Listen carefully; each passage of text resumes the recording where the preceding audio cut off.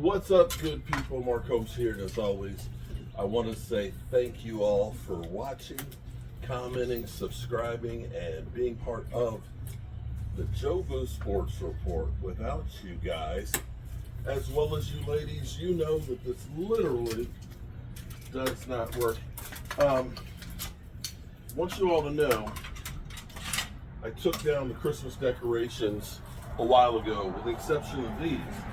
I'd actually taken this stuff down, and my wife was kind of disappointed because I was taking the wreaths and the pine stuff down, and she was like, "What are you doing?" I said, "I'm putting away all the Christmas decorations and the pine stuff that went with it." And it made her sad, so we left the stuff up on here, but now I can see on the pear tree out there that we are getting blooms, or the buds beginning to come out for the blooms and stuff. So I'm taking this stuff down, and hopefully I don't get cussed out.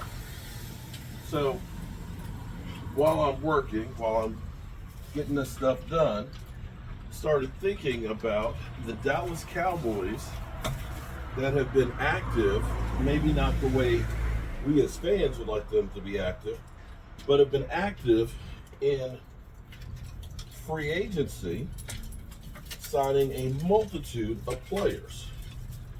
They have literally signed a player each and every day of legal tampering and the beginning of the league year. So the question begs is, will that continue? And I've been a little bit out of it the last few days, and I appreciate you guys bearing with me.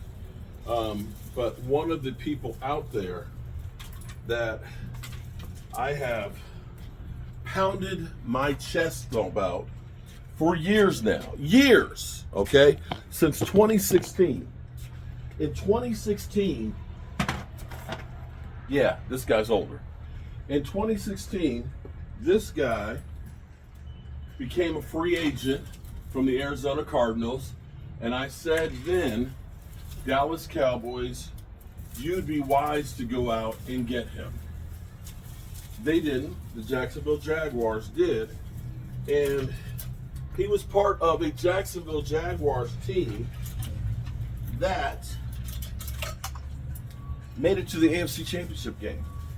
And he was NFL runner-up MVP with 15 sacks. Yeah. Played for Jacksonville for a couple of seasons and became a free agent again. And again, I said, go get that guy. And the Cowboys, of course, did not.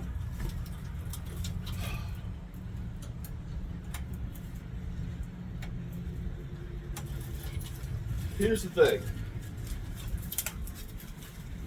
The Cowboys have a couple of problems. One, even with all of the moves,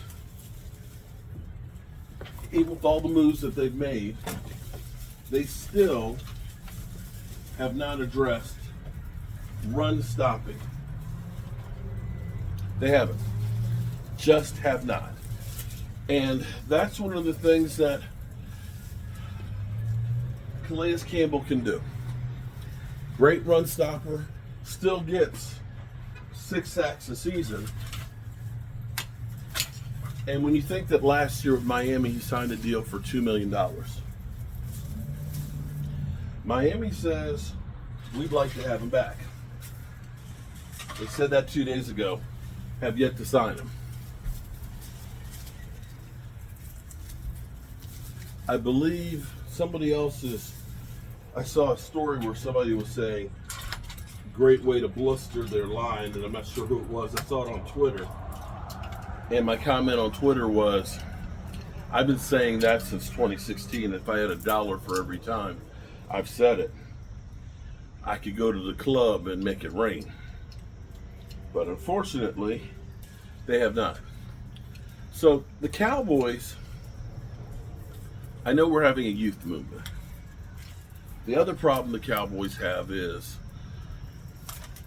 and we'll see how it works, but we seem to have a locker room problem. Micah Parsons is, whether you like him or not, going to be the main presence in the locker room.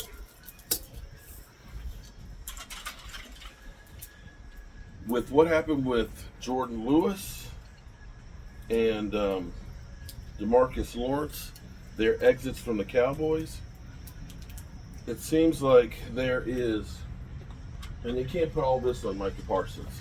Some of this is because of the leadership role of the ownership, where they literally trash a player because they would like to get paid.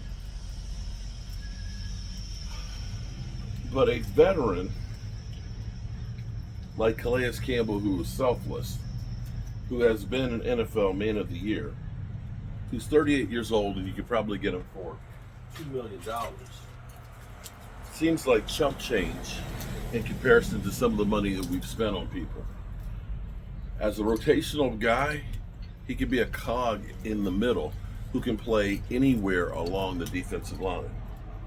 His numbers last year were better than Osa and Digazula's.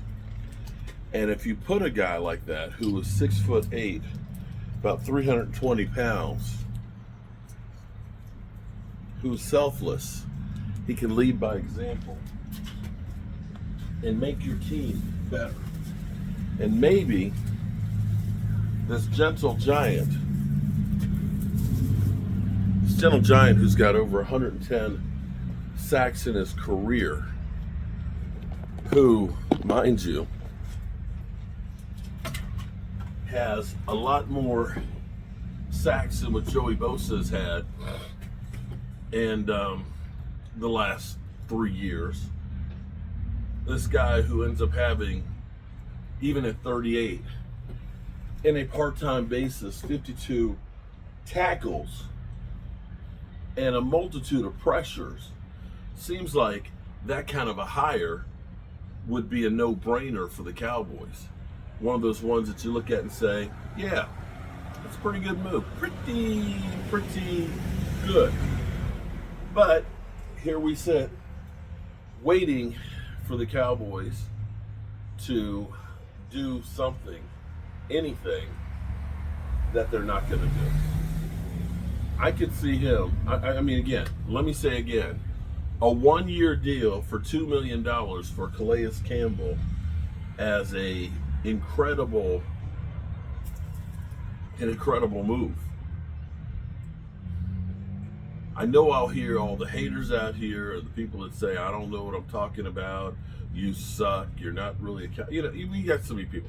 I've come to the realization that you cannot satisfy everybody, nor should you try. You just shouldn't, because you will be wasting your time with people, because people will still today, at this moment, as we sit here with $43 million in contract space, before we even get Micah Parsons done, that we literally will have somewhere in the neighborhood of $58 million to spend. After all of the moves that they've made, they've only spent about $17 million. That it's Dak Prescott's contract that's holding back the Cowboys from making moves.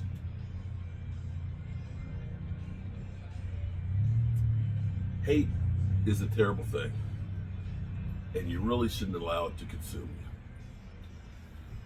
you. Oh, boy. You really shouldn't allow it to consume you. But hey, what do I know? I'm a guy with a day job and a voodoo doll. And